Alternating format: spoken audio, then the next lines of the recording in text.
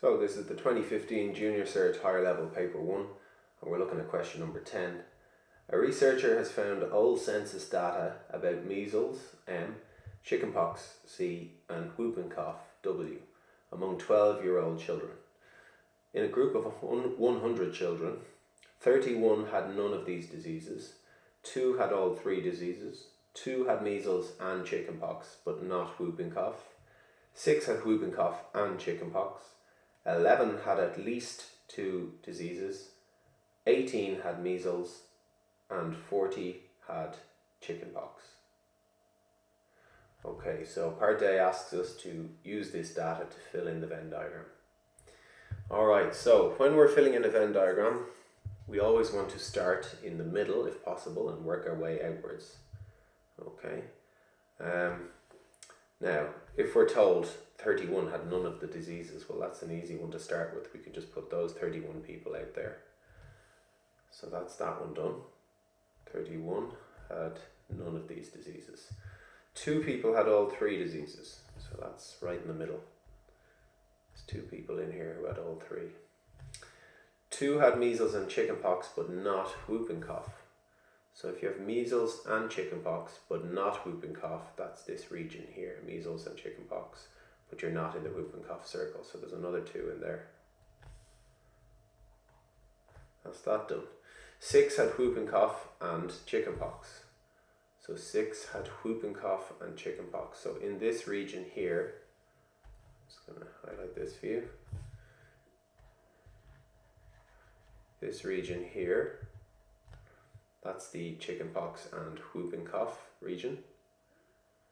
The 6 people. Well, there's already 2 in here, so that means that there must be 4 left over for there, because the 2 and the 4 would give me the 6. Okay, so that's that done. It then says that 11 had at least 2 diseases. So 11 people had at least 2 diseases. If they had at least 2 diseases, that means they had 2 or more. So they could have had 3. So in other words, there's 11 people in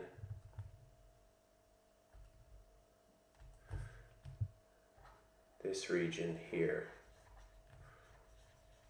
So all this region here, all here, there's 11 people. Because these are the regions that, for people who have 2 diseases, or indeed the middle one where you have 3, so that's at least 2. So if there's 11 in this region, we've already got 2, 2 and 4 here, that's 8. Well, that leaves 3 to go there. So I've now filled in all those inner bits there. I've dealt with that. It then tells me that 18 people had measles. So if 18 people had measles, that would mean that there's 18 people in this region all here like this. Okay, 18 in there, the whole thing. Okay, now I'm going to undo that because we can't see the numbers. But in that whole region, I'll just do the outline. It's 18 in this region here. We've already got 2, 2 and 3 there altogether, that is 7. So 7 from 18 leaves 11 people here who have measles only. And then we're told that 40 had chickenpox. So 40 had chickenpox. Again, that would be everybody inside the chickenpox circle. And we already have 2, 2 and 4 there, that's 8 altogether. So 8 taken from 42, that leaves, 8 taken from 40 leaves 32 people there. So we've taken into account all this information, but we're still missing potentially some people in here who have whooping cough only. So the other thing we need to take into account is the fact that this was a group of 100 children. So we know that our universal set is 100. So if there's some missing, they're going to be in here. So what we need to do is add up 31 and 32, all these numbers. 31 and 32 is 63, plus 11 is 74, plus 2 is 76, plus another 2 78, plus 4 82, and plus 3 is 85. So that leaves, if 85 have been accounted for, there's 100 altogether, that leaves 15 who must be in there. So there now, we've filled in all of our numbers. So I'm just going to delete these now so that we can see what's happening. So there's all of our numbers filled in the Venn diagram. Part B, find the probability that a child chosen at random from the group had chicken pox. Okay, well if we go back, we know that 40 had chicken pox. We actually know that from the question, or we could add up these four numbers here. So the probability that someone chosen has chicken pox is 40 out of the total, which is 100. And 40 out of 100 is just 2/5 when you simplify. Or you can write that answer as 0.4 as a decimal. So both those answers will get you full marks, or just one of them. Okay, the table below shows 3 statements. Each statement is written in English and in set notation. So part C, complete the table. Statement 1 in English, 6 had whooping cough and chicken pox. And the set notation is 6 is equal to the cardinal number, that's what this hashtag symbol here is, the cardinal number, the number of things in the set W intersection C. Okay, so first one's done for us. So what you can learn from that, and also what you could learn from the tables book, is that intersection is linked to the word and. Okay, intersection is linked to the word and, so that may come in handy later just to know that. Statement 2 says 36 is equal to the cardinal number of C less M.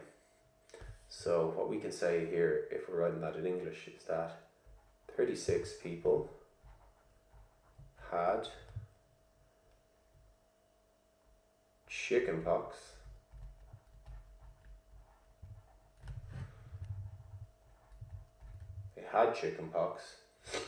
but not measles.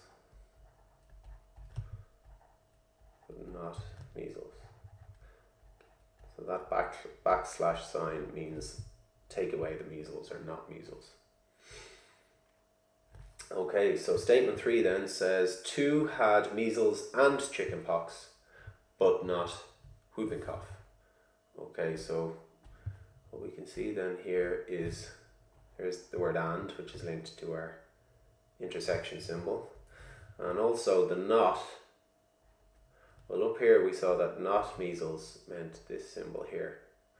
So not here is going to be that symbol. So we kind of have all our symbols color coded now. So 2 had measles and chicken pox but not whooping cough. Well, that means that we're saying 2 people is the cardinal number of the set that has measles and chicken pox. So that's measles and chicken pox, intersection C, but then not whooping cough, so less the whooping cough, and it's the cardinal number of this whole group. So put another set of brackets around that. So it's the cardinal number of M intersection C less W. So again, just to be clear, you can see there that the and is that symbol and the not is that symbol there, just to color code it. And that's the end of question number 10.